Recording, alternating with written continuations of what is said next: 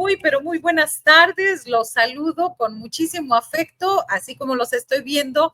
Federico Bonazo, qué bueno que lograste conectarte. Bienvenido a este espacio. Federico, todo el mundo lo conoce, analista, músico, escritor y los que se suman.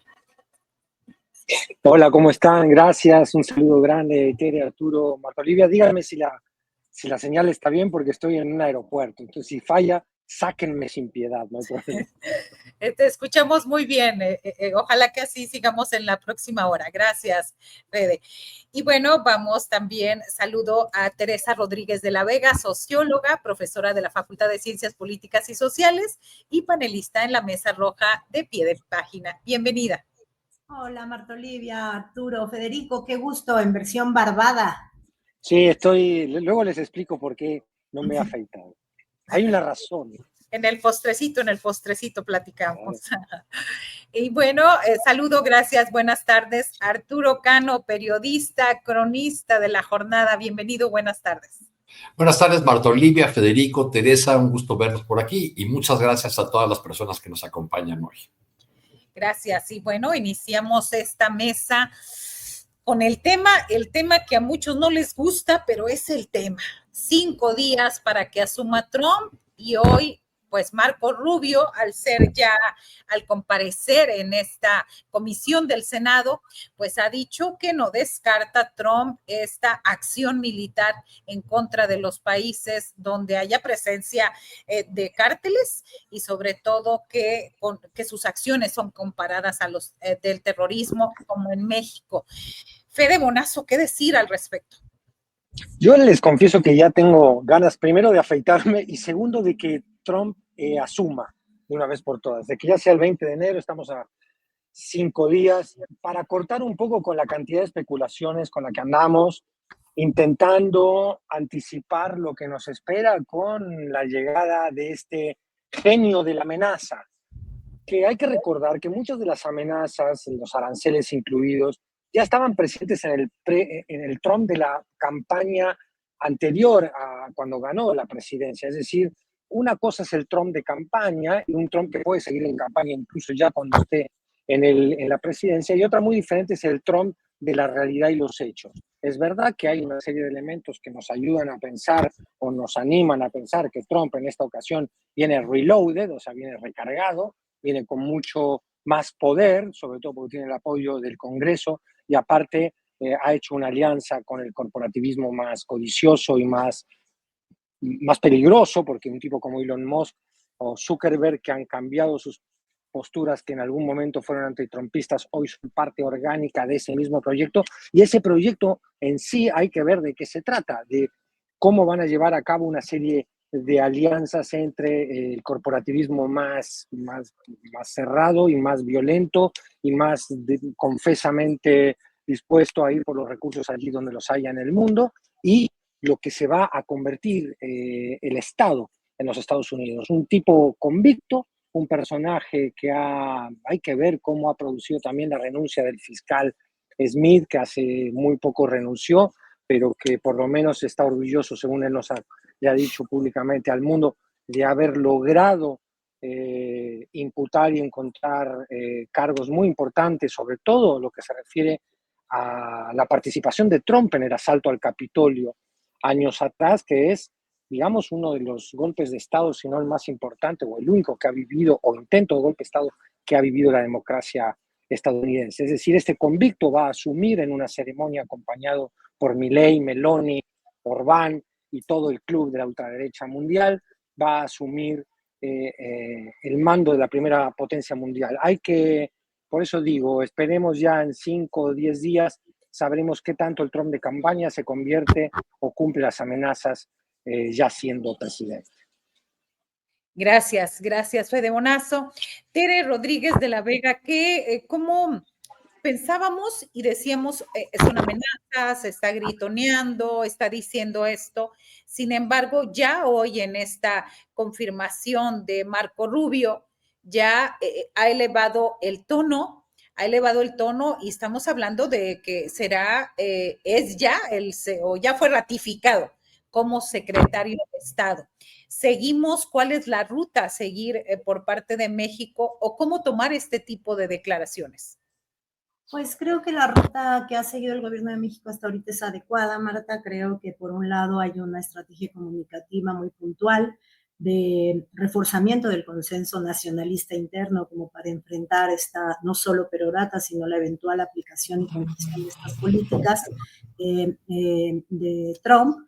Y en la otra vía, pues, el trabajo diplomático, ¿no? De la Fuente ya anunció que ya está en contacto con el gabinete, incluso antes de estas ratificaciones que se dieron hoy, y me parece que en esas relaciones y en la capacidad de tender buenos vínculos, pues se derivarán muchas cosas en términos de qué tan real va a ser lo que hasta ahorita ha sido amenaza. Creo que los temas que están en la agenda ahorita son tres, ¿no? La expulsión masiva de migrantes, que tal vez sería la más inmediata en términos de necesidad de que atendiéramos, en términos muy inmediatos por la crisis humanitaria que generaría, por el trabajo muy a marchas forzadas que implica de los consulados que tendrán que estar atendiendo a los y las paisanas que andan por allá con la zozobra de la posibilidad de ser expulsados, expulsadas, cómo se va a dar algún mecanismo de regreso seguro, no solo en términos materiales de cuidar la vida, sino también como un arropamiento a estas personas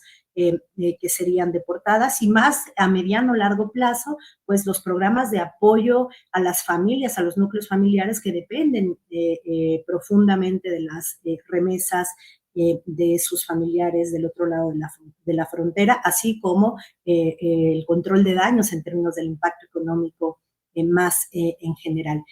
Creo que se tiene que seguir un poco por el mismo camino. El otro gran tema son los aranceles, por supuesto. Creo que también la respuesta ha sido adecuada, señalando que de cara a la próxima renegociación del TEMEC, pues una subida posible de aranceles a productos mexicanos en realidad impactaría al consumidor, ¿no? Y por lo tanto podría afectar también la base de apoyo social del propio Trump. Y el último, el que aparece hoy por la declaración de Marco Rubio, el de la amenaza de intervención militar como estrategia para garantizar seguridad ante el crimen organizado y el narcotráfico. Creo que ahí Trump la tiene difícil en el caso mexicano, porque una estrategia intervencionista militar requiere sumisión del otro gobierno para poder pasar en blandito. Si no encuentran sumisión, pues se enfrentaría a la no sé qué tan atractiva posibilidad de entrar en conflicto armado con el ejército mexicano para hacer posible su incursión, ¿no? Entonces, en toda vez que esa medida o esa amenaza requiere sumisión, pues estamos en un escenario en el que, por lo menos en la narrativa, el mensaje ha sido exactamente lo opuesto, ¿no? Entonces, bueno, como dice Federico, ya hasta se nos comemos ansias de que ya llegue para ver qué tanto viene recargado y qué tanto no. Gracias, Tere. En este sentido, Arturo Cano, esta no es una amenaza ya en el caso, estoy hablando de este SAT contra gobiernos extranjeros que ya dice que inicia operaciones el próximo lunes después de que tome posesión. Esperaremos, escribía Gerardo Esquivel esta semana, de que recordemos en su pasado periodo, de que 3 de las amenazas más fuertes no las había cumplido. Y recuerdo un poco el caso del muro, donde decía y declaraba fuertemente que iba a obligar a México a que pagara la parte de ese muro. Son entre otras cuestiones de las que no se llevaron a cabo. También la deportación masiva, donde de acuerdo a las estadísticas, han sido más los gobiernos demócratas los que han expulsado a más mexicanos en calidad irregular en Estados Unidos que el propio Trump. Esperamos que esto sea de la misma manera que en su pasado periodo. Bueno, yo creo que la llegada de Trump a la presidencia de Estados Unidos nuevamente nos recuerda las limitaciones de los dichos populares, porque en este caso, perro que ladra sí muerde. Habría que decir, por otro lado, que probablemente en el entorno de Donald Trump nadie puede o debe ladrar más fuerte que él mismo. Así en la intervención del futuros titulares del Departamento de Estado, pues ya vemos ahí un matiz que habla de la colaboración con nuestros socios mexicanos o algo así. Para Estados Unidos hay que recordar, sin embargo, colaboración quiere decir abran la puerta de par en par para que yo meta mis narices en los asuntos de ustedes y en su territorio cuando yo lo estime conveniente. Así ha ocurrido en distintos periodos de nuestra historia. Genaro García Luna, por ejemplo, les abrió de par en par las puertas, y vean cómo le pagaron. Pero cuando el presidente López Obrador puso limitaciones, restricciones a los agentes de la DEA y a otras agencias estadounidenses, Estados Unidos siguió encontrando las puertas abiertas, por ejemplo, en las fiscalías de los estados gobernados todavía por la oposición, porque a cambio de convenios de capacitación, de intercambio, los gobiernos, y de una estrellita en la frente, de decir, miren, nosotros estamos certificados por la DEA, o nuestro procurador, como en el caso del recién renunciante Samarripa en Guanajuato, pues presumía sus cursos en Virginia y no sé cuántos diplomas y certificaciones por parte de agencias estadounidenses. En esa tesitura debemos más bien esperar los términos de este impuesto que ha anunciado nuevo Donald Trump y otras medidas, porque así veremos si en conjunto lo que está haciendo Donald Trump es realmente dar un manotazo de tal magnitud que está tumbando el tablero, el tratado comercial que existe entre México, Estados Unidos y Canadá. Y eso pues ya nos colocaría en un problema de mucho mayores dimensiones, porque el tratado, mal que bien, es pues un conjunto de reglas mediante las cuales pueden negociar un socio poderosísimo frente a otro que no tiene la misma fuerza ni económica, ni militar, ni la presencia en el mundo que tiene Estados Unidos. Por el lado mexicano, lo que vemos, y lo que a mí me despierta más interés, pues vemos estos preparativos que se han ido haciendo a lo largo de ya semanas, como el incrementar los decomisos de mercancías ilegales procedentes de Asia, o los muy cacareados anuncios de decomisos de dosis de fentanilo, o bien en lo que respecta al tema migratorio, un tema que el día de hoy la secretaria de Gobernación, Rosa Isela Rodríguez, trajo otra vez a cuenta. Dijo Rosa Isela Rodríguez, se ha reducido la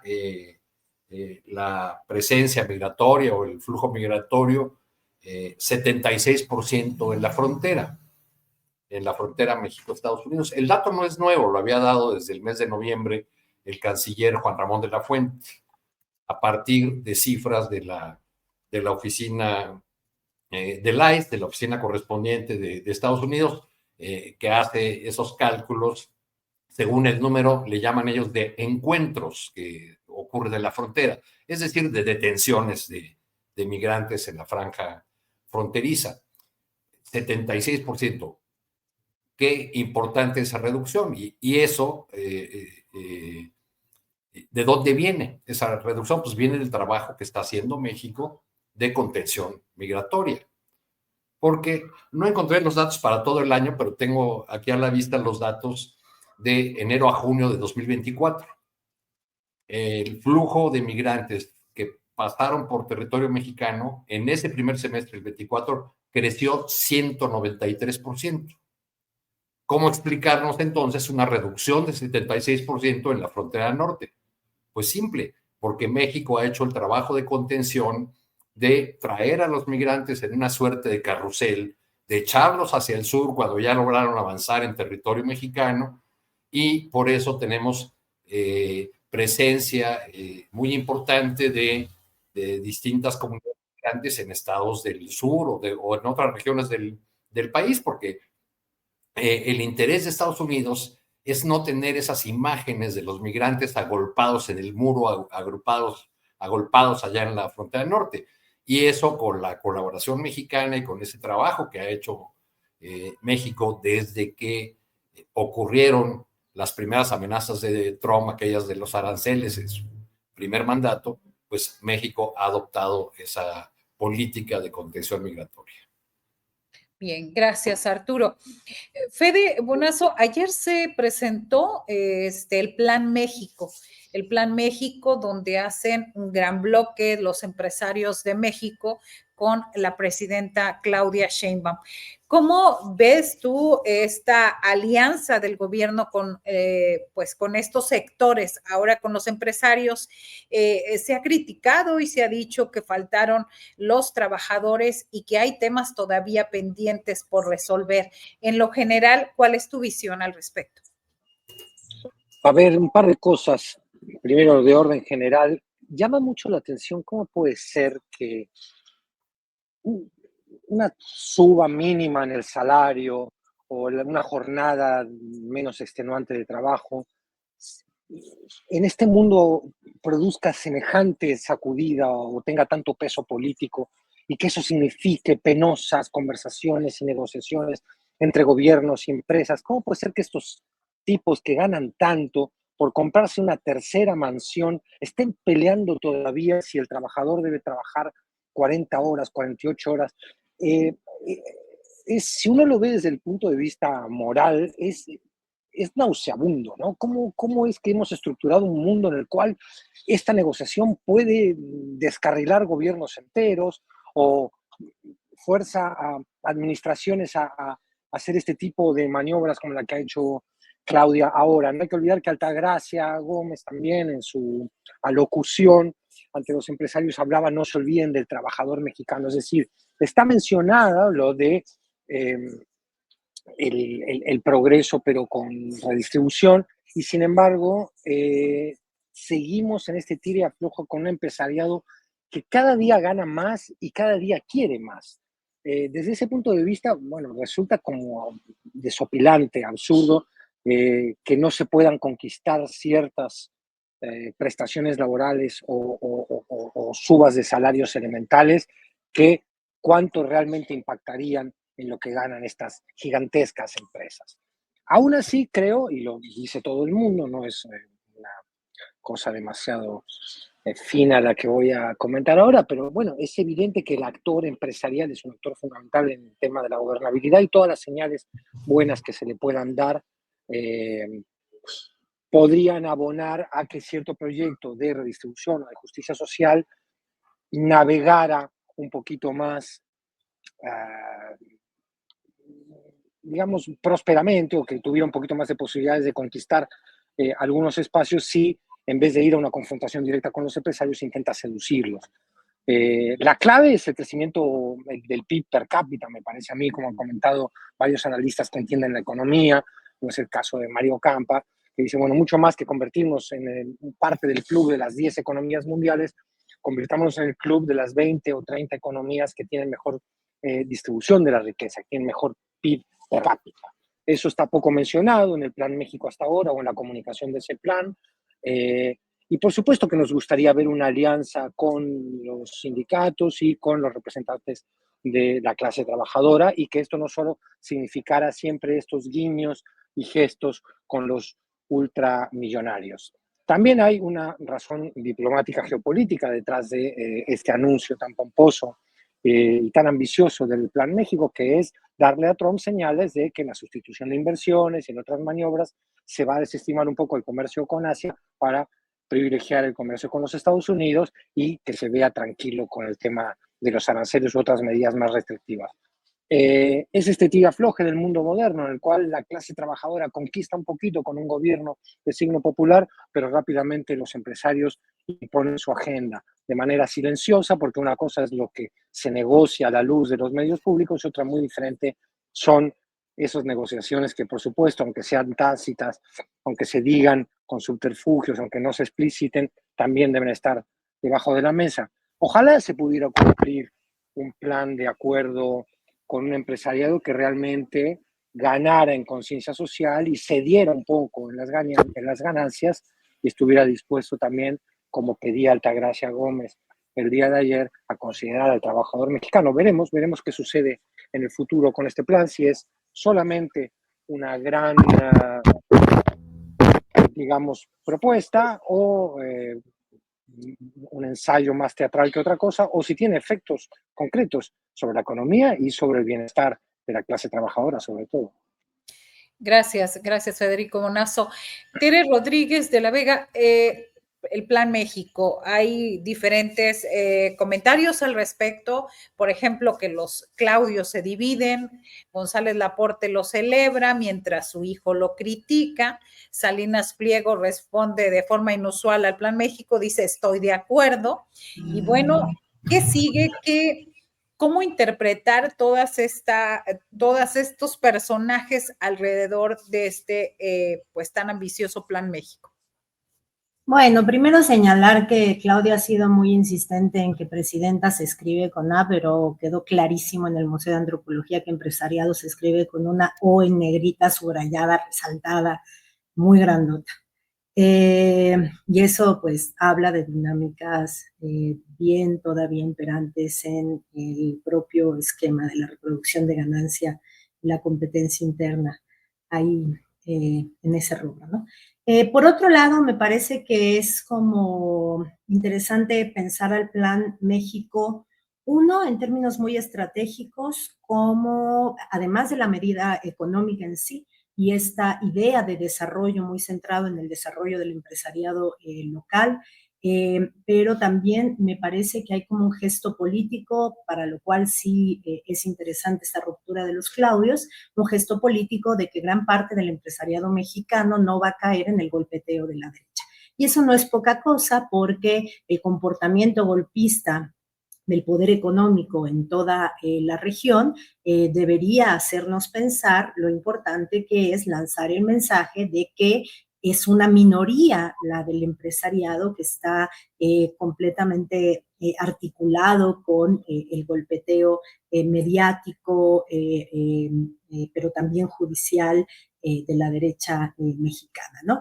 En ese sentido, dejar solo a Claudio X González como el gran artífice del bloque opositor en la campaña electoral y dejarlo solo en su hábitat, que es el mundo empresarial, me parece que políticamente es un mensaje muy poderoso, ¿no? Más allá de lo propiamente económico que está contenido en ese modelo de desarrollo que centra al sector empresarial. Ya pensando en este modelo de desarrollo que centra al sector empresarial, creo que ahí pues el gran desafío será para la 4T, para el gobierno de Claudia Sheinbaum, para Marcelo Ebrard, mantener el equilibrio en dos grandes aspectos. Uno lo señalaba muy bien Diana Fuentes ayer en este mismo espacio, en términos de cómo se va por un lado, a atraer inversión, generar incentivos fiscales, que no hay que olvidarlo, siempre son una forma de subvención pública al empresariado y por lo tanto al sector privado, ¿no?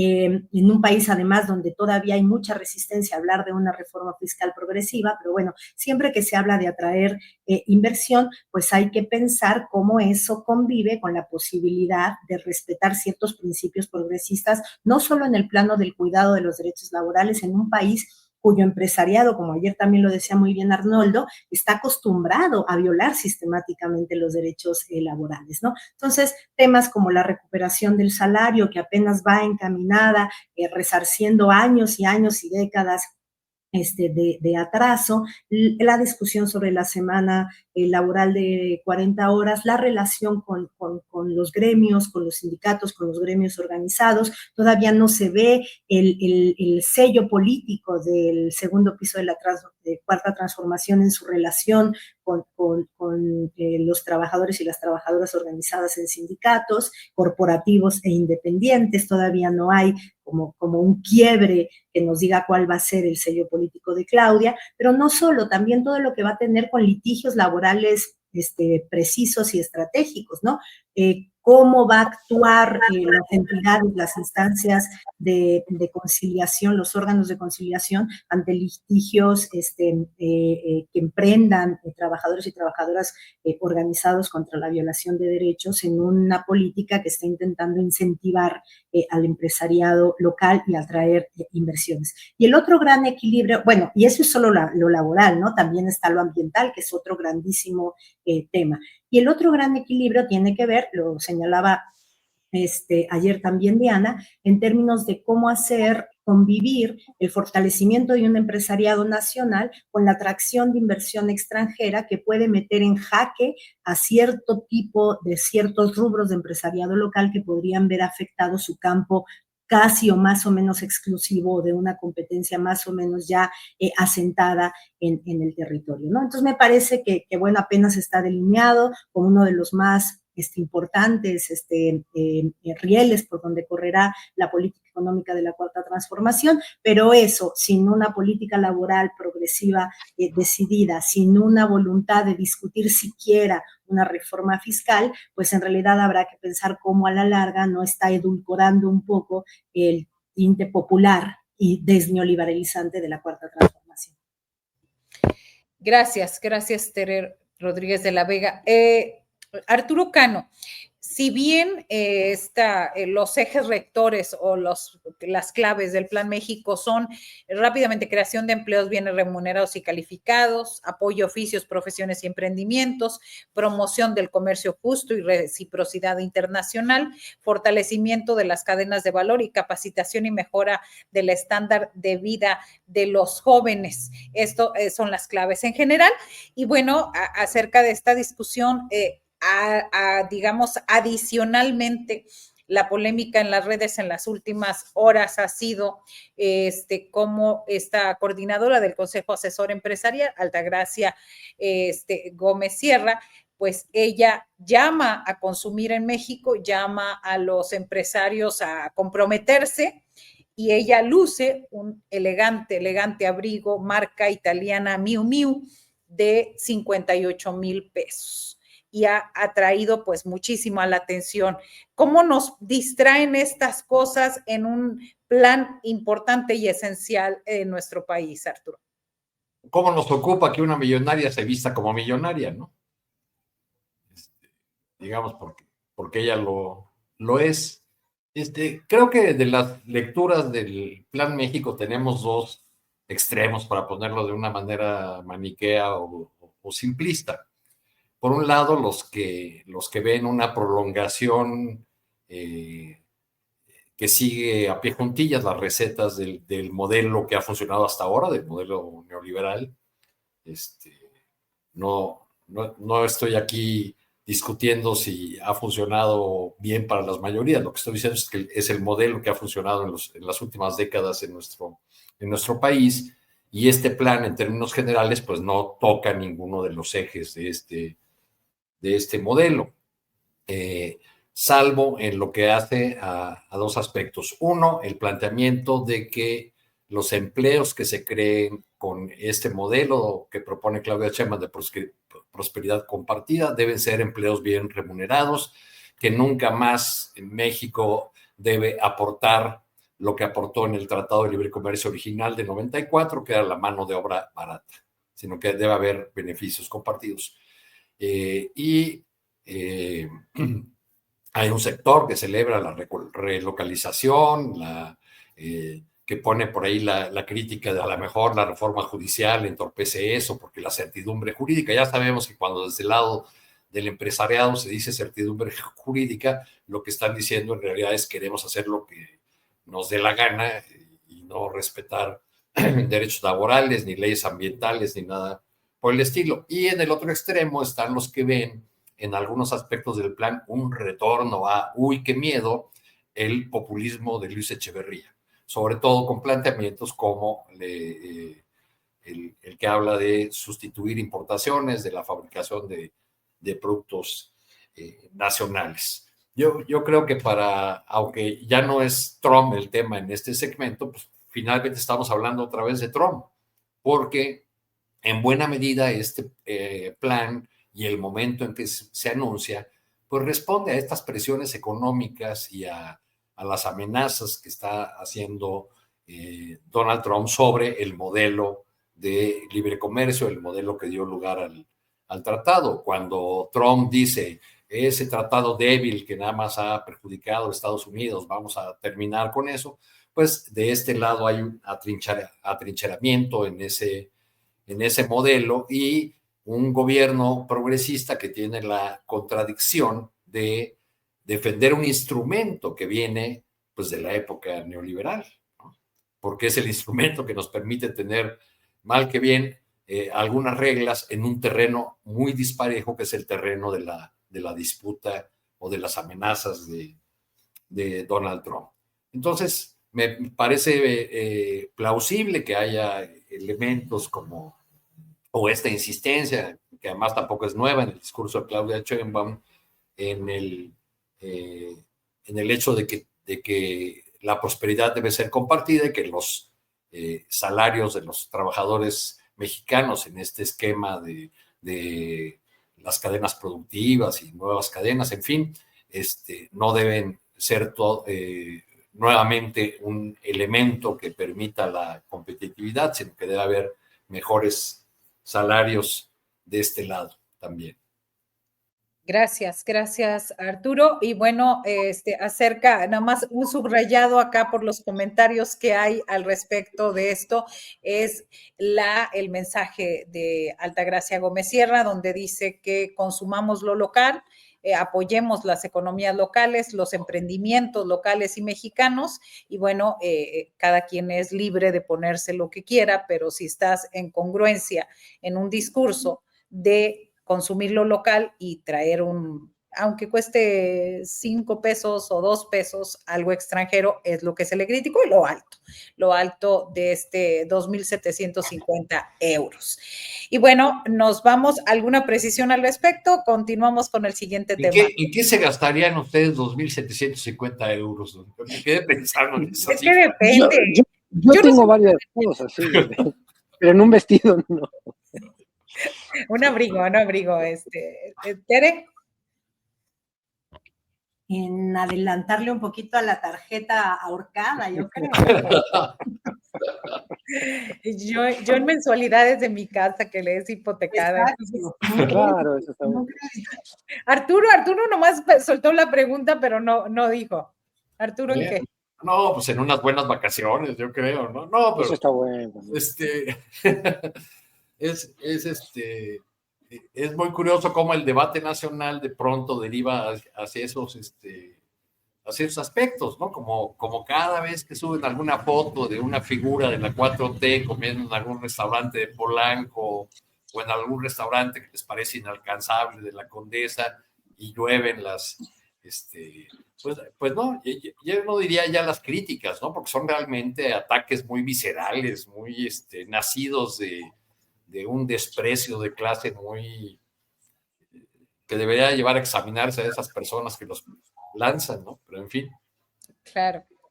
Aunque, perdón que meta mi cuchara ahí, pero yo ahí sí creo que hay como una sensibilidad que la propia narrativa oficial ha auspiciado, una sensibilidad a ya no más esta comunicación del lujo y el lujo de alta gama desde la esfera pública, ¿no? Creo que el pueblo de México quedó muy dolido de la gaviota, de ese modo de vida, y el mensaje de la 4T fue ya no más, ¿no? Acá arriba se vive austeramente, no solo en términos de disciplina económica del gobierno, sino también como gesto político de arraigo popular. Entonces yo sí creo que una figura como la de Altagracia remueve ese contento de un pueblo de México que está contento con que se haya acabado la exhibición y la opulencia como comunicación política desde el gobierno, creo, además de mucha visceralidad.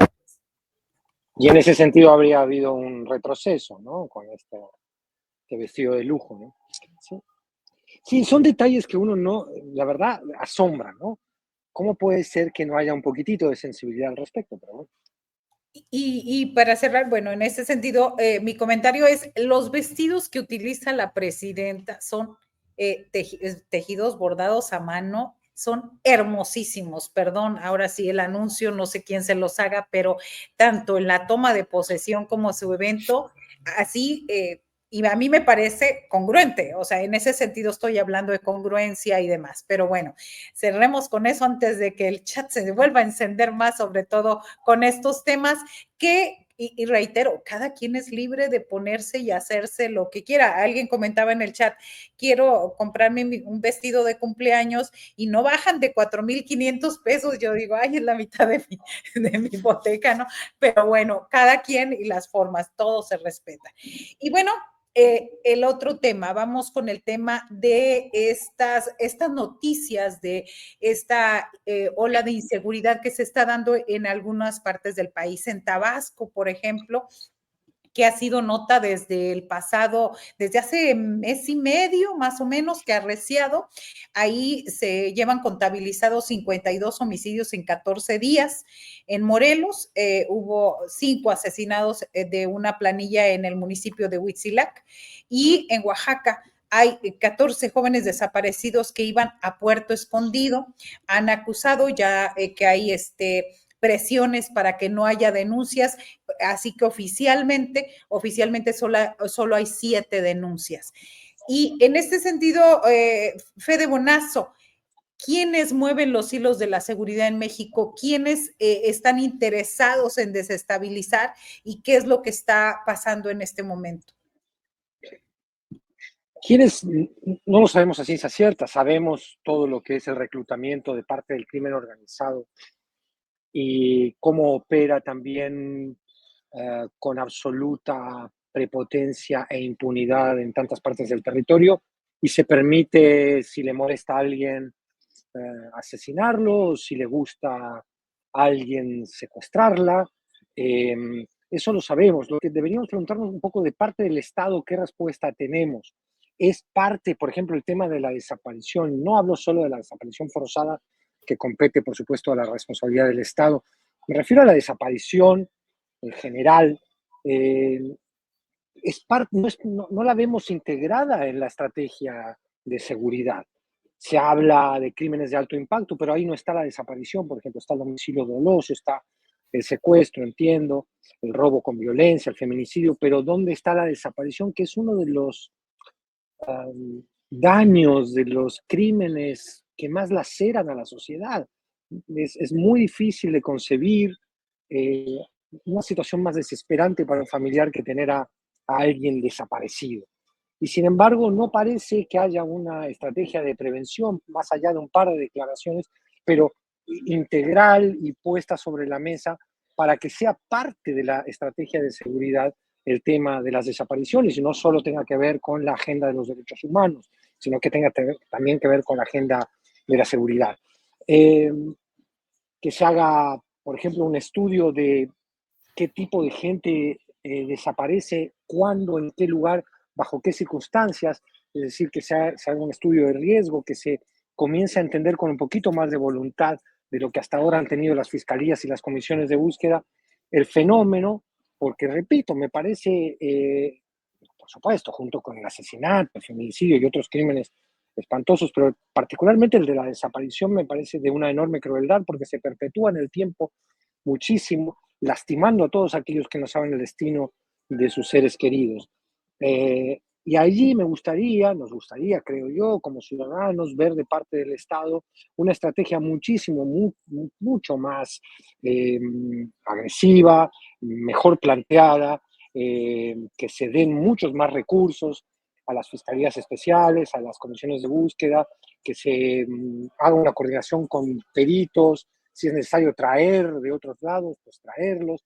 Es decir, es uno de los grandes problemas y grandes angustias sociales de nuestro México que se atienden, creo yo, todavía muy desordenadamente de parte del Estado. No hemos visto respuestas de parte del Estado que nos convenzan. Este hecho último de lo de Oaxaca, pues a todos los que tenemos hijos jóvenes, pues nos desespera la idea de que un hijo tuyo diga, me voy con mis amigos a la playa y de golpe, porque sí, desaparezca y encima de todo, si tú quieres iniciar un proceso de investigación, te topes con amenazas y con desvíos que realmente hablan, bueno, de la perpetuación de este sistema de impunidad en el que vivimos y que repito, necesitaría de parte del Estado por lo menos una estrategia comunicada a la sociedad muchísimo más concisa, ambiciosa en el buen sentido de la palabra, agresiva en el buen sentido de la palabra. Gracias, Fede Bonazo. Tere, en estas olas de hechos delictivos, Tabasco, ya habíamos visto sobre todo esta pugna entre las autoridades actuales del gobierno del estado contra las anteriores, donde también se acusaría a gente cercana de Adán López Hernández, el senador de la República. Es un reacomodo normal este tipo de brotes de violencia en diferentes partes del país, exceptuando el caso de Oaxaca, que a mí me parece escandaloso, tantos jóvenes en un periodo muy corto. Los están denunciando estas desapariciones del 11 al 14, es decir, hasta ayer, es decir, esta semana, pues.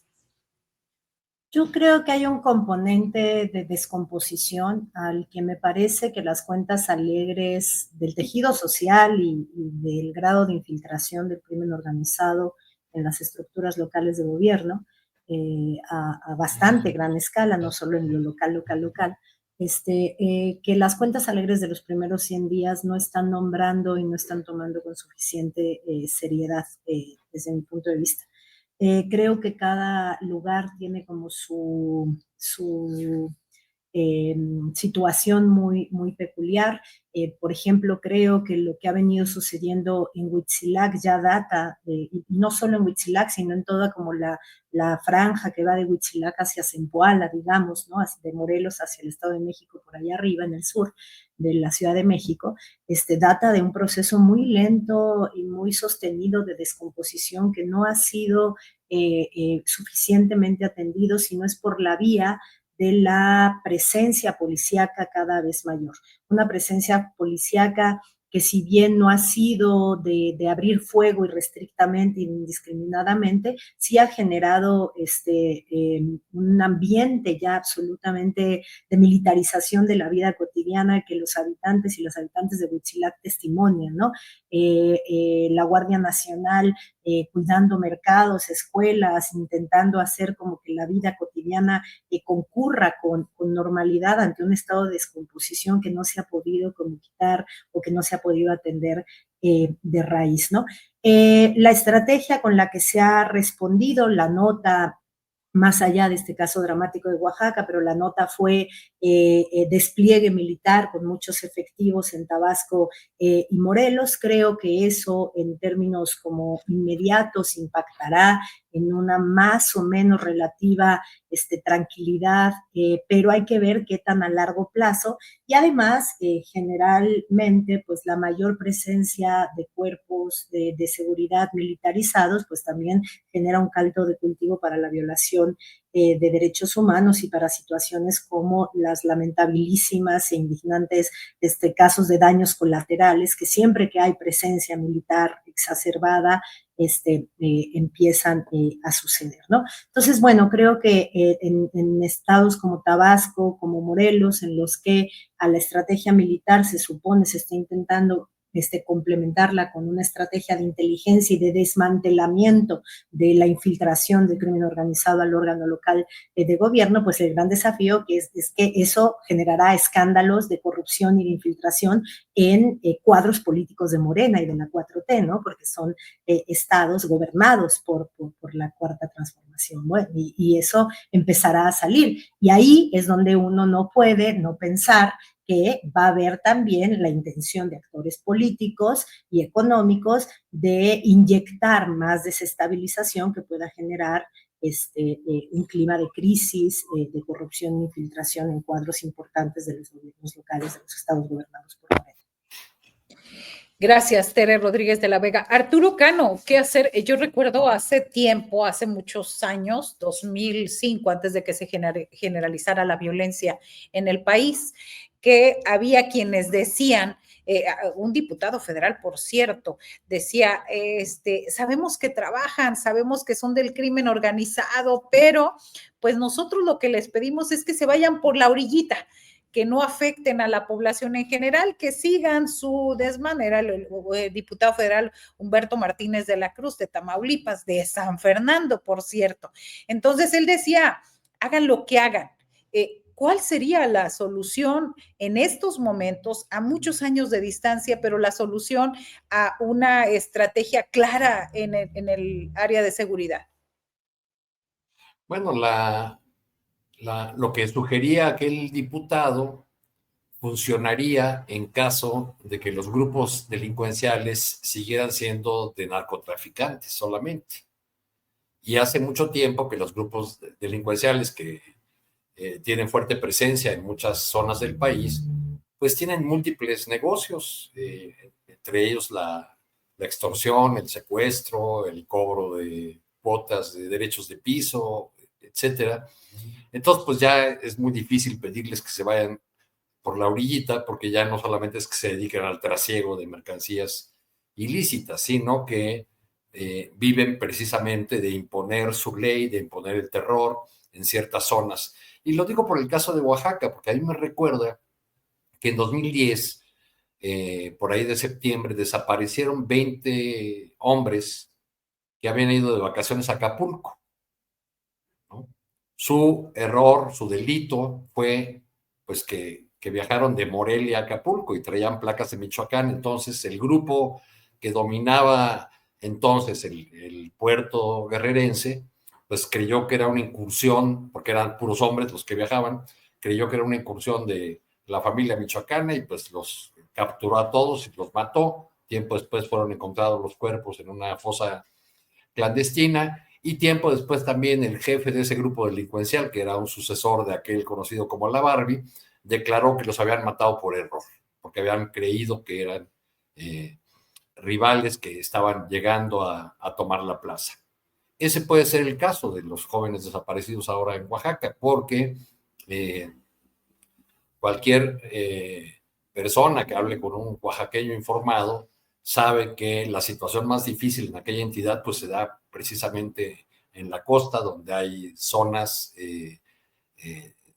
del estado que son controladas por grupos criminales. Además, en el contexto del importante programa del proyecto del Istmo y el control que eso está, que se están disputando distintos grupos, ¿no?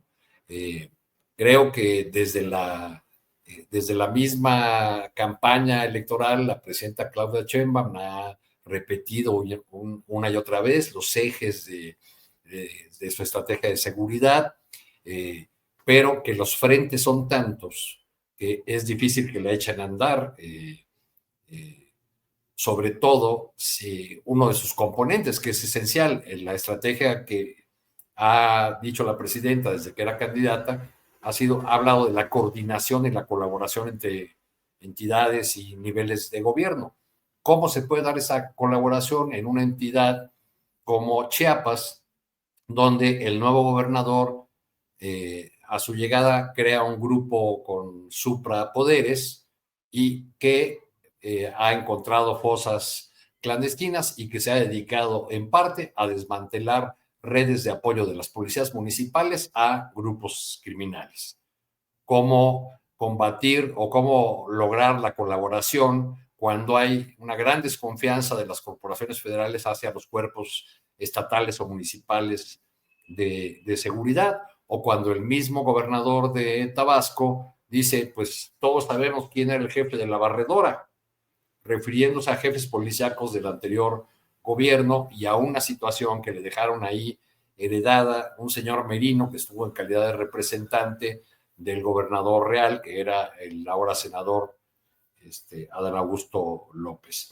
Entonces, creo que una solución a estas situaciones tan complicadas tiene que partir de un reconocimiento de los conflictos, de la situación real en cada entidad, porque cuando estos temas llegan a debatirse en las redes sociales o se da una noticia o uno simplemente pone un tuit diciendo, ojo a esto que está pasando en Chiapas, de inmediato aparecen algunos bots muy espontáneos que preguntan, ¿y por qué no dices nada de Guanajuato? ¿No? Como si el hecho de que en Guanajuato ocurran cosas terribles o peores que en otra entidad, borrara lo que está ocurriendo en otras zonas del país. Así es, gracias Arturo. Dice aquí un comentario, dice, acá en Oaxaca lo más canijo es que los cárteles están coludidos con CATEM, ese sindicato al que desgraciadamente nuestro expresidente les dio el espaldarazo. Así los comentarios y demás que hay aquí en el chat. Y bueno, ya nos quedan 3 minutitos para cada uno, para 2 minutitos y medio, 3 minutitos, para que cada uno dé su postrecito. Dejamos pendiente un tema del Mayo Zambada, pero pues el Mayo va a seguir ahí, dice. Fue llamado sobre todo a declarar por este posible conflicto de interés en que su abogado es el mismo abogado de su hijo. Así que se presentó por allá, pero el que ustedes deseen abordar. Fede Bonazo. Un doble postrecito. Uno que, bueno, se ha declarado un cese al fuego en Gaza, que a todas luces es una buena noticia primero que nada, pero es una noticia que genera muchísima desconfianza, por supuesto. Sabemos lo que hace Israel después de los ceses de fuego. Mantiene cierto nivel de hostigamiento, deja que pase un tiempo y vuelve a sus prácticas de secuestro de varones palestinos y otro tipo de medidas colonialistas, expansionistas, represivas y peores. No voy a usar palabras claves que últimamente tengo varios amigos a los cuales las plataformas digitales los están bloqueando por usar las palabras que aparentemente ciertos poderes no quieren que los ciudadanos usemos. Es de todas maneras una noticia, qué sé yo, alentadora. Uno ve a la población palestina festejando y realmente se alegra con ellos. Es decir, hay que ponerse en el lugar de la gente que ha sido sometida durante tantos meses a ese nivel de agresión, de crimen, de asesinato masivo. Y bueno, esperemos que esto pudiera, aunque sea, por supuesto, manipulado por los intereses de los Estados Unidos. Hay quienes especulan también qué tiene que ver ya la entrada de Trump con esta maniobra, del todopoderoso Trump, que está omnipresente, tirando sus tentáculos por todo el mundo. En fin, veremos, es por lo menos una medida que nos deja expectantes y que por lo menos significa que por unos días va a parar, al menos así ha prometido el gobierno de ultraderecha sionista de Israel, la agresión continua contra el pueblo palestino. Y yo meto un postrecito súper rápido personal. Mi banda, El Juguete Rabioso, le abre a Fito Páez este sábado en el Zócalo a partir de las 6 de la tarde. Estamos muy contentos. Me gustaría ver a muchísimo de la audiencia de Astillero por ahí. Va a ser una oportunidad lindísima para revitalizar al Juguete Rabioso, abriéndole a semejante monstruo de la canción como es Fito Páez. Así que abrazo grande y ojalá vea a algunos de ustedes por allá el próximo sábado. A los que estén allá en la Ciudad de México. ¿Y la barba? Y la barba habías dicho que en el postrecito. La barba me la dejé porque dije, si no acabo la novela que vine a escribir aquí, yo estoy ahora fuera de México, no me afeito. Pero voy muy lento con la novela, me tengo que afeitar. Y además este regreso a México por el concierto del sábado me obliga también a recuperar cierta normalidad facial, porque si sigo así me voy a parecer a Karl Marx sin el talento de Karl Marx, lo cual sería dramático. Bien, ahora sí, para que no se nos quedara nada pendiente. Tere Rodríguez de la Vega. También postrecito doble. Una recomendación. Pie de Página publicó un texto firmado por Emilio Godoy que se titula El almacenamiento masivo de datos acecha el agua de México. Échenle un ojo. Creo que es un tema al que no hay que quitarle atención. La inteligencia artificial está gastando una grandísima cantidad de agua en la necesidad de enfriar los servidores donde tienen almacenados todos los datos que después combinan para respondernos la pregunta que le hacemos a Alexa o al chat GPT, etcétera, ¿no? Entonces esto no solo llama a un uso responsable de esta herramienta, sino también a que veamos cómo ahora las grandes corporaciones del Internet, también están amenazando este recurso por la vía de la gran cantidad de agua que necesitan para enfriar sus servidores. Y esto está llegando a pasos agigantados a nuestro país. El texto de Emilio trata sobre Querétaro, si le pueden echar un ojo, creo que hay un tema ahí que estar analizando. Y el otro, pues me sumo al comentario sobre el cese al fuego en Gaza, un cese al fuego que no puede sino alegrarnos, pero que también hay que decir que este cese y este intercambio de rehenes llega después de 45,000 asesinatos perpetrados por el Estado de Israel, 70% de los cuales son mujeres y niños. Así que un genocidio en toda la extensión literal de la palabra. Mientras esto no se acompañe del castigo a Netanyahu por crímenes de guerra y por el delito de lesa humanidad de genocidio, mientras esto siga siendo utilizado por un Biden o por un Trump con muchísima hipocresía después de que auspiciaron materialmente el genocidio y simbólica y narrativamente el genocidio, pues es un cese a fuego que va a durar poco y el pueblo palestino seguirá pues bajo los caprichos del sionismo israelí, ¿no? Entonces, bueno, agridulce, pero festejar el festejo y la alegría de la gente en Palestina que festeja que por unos días quizá o por un poquito más de tiempo las bombas dejarán de asediarlos todos los días. Gracias, Tere Rodríguez de la Vega. Arturo Cano, tu postrecito. Pues yo creí que íbamos a hablar de los sindicatos, estaba divertido porque así como podemos hablar del vestido de Altagracia, podemos hablar del helicóptero de Pedro Aces, pero ya no se nos hizo. No, es alrededor del Plan México, hubo varios comentarios respecto de que solamente participaron empresarios y no los gremios de trabajadores. Y creo que vale la pena en ese contexto comentar que hay una suerte de recomposición del mundillo sindical, que por desgracia está afincado en la perpetuación de los liderazgos que hasta ahora han dominado en el escenario sindical. Los líderes sindicales mexicanos solamente se retiran como Fidel Velázquez, con los tenis por delante. Si no, ninguno se va. Ahí está Hernández Juárez al frente del sindicato de telefonistas desde hace 50 años. En noviembre pasado hicieron una reunión anunciando que iban a hacer un frente común. Llevaban la voz cantante ahí Napoleón Gómez Urrutia, el sindicato de mineros, la UNT representada por Hernández Juárez, la CROC, invitaron también a los pilotos, al muy importante sindicato del IMSS y a otros gremios. Pero a la hora de repartir los cargos, les dijeron a los sindicatos pequeños o a los que no representan centrales, bueno, la coordinación nacional va a ser rotativa entre nosotros y a ustedes les vamos a dar nada más unas vocalías. Entonces ahí se acabó ese nuevo intento de unidad. Ahora que una persona hacía un comentario aquí en el chat de este espacio sobre la presencia de la CATEM en Oaxaca y su alianza con grupos criminales, hay que anotar que en muchos lugares de Oaxaca hay una disputa entre la CATEM con la central sindical que comanda Napoleón Gómez Urrutia. O sea, es un pleito entre dos conspicuos dirigentes sindicales integrantes de la 4T, ¿no? Y así en el gremio hay conflictos mientras se avanza muy despacito en lo de las 40 horas, que dicen que ya va a haber un foro en los próximos días para discutirlo, mientras se aprobó bien la regulación de los trabajadores de aplicaciones con muchas deficiencias.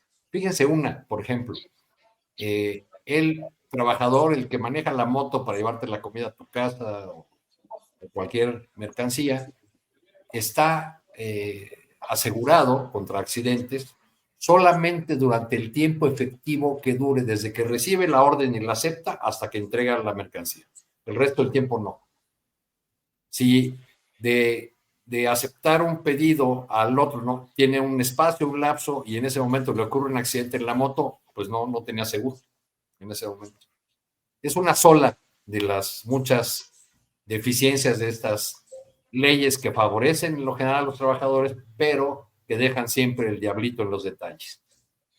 Así es. Muchas gracias, Arturo Cano. Gracias, compañeros, por esta mesa de periodistas, Federico Bonazo, Tere Rodríguez de la Vega y Arturo Cano. Un placer, como siempre, estar aquí en la mesa con ustedes. Gracias. Hasta luego. Hasta luego.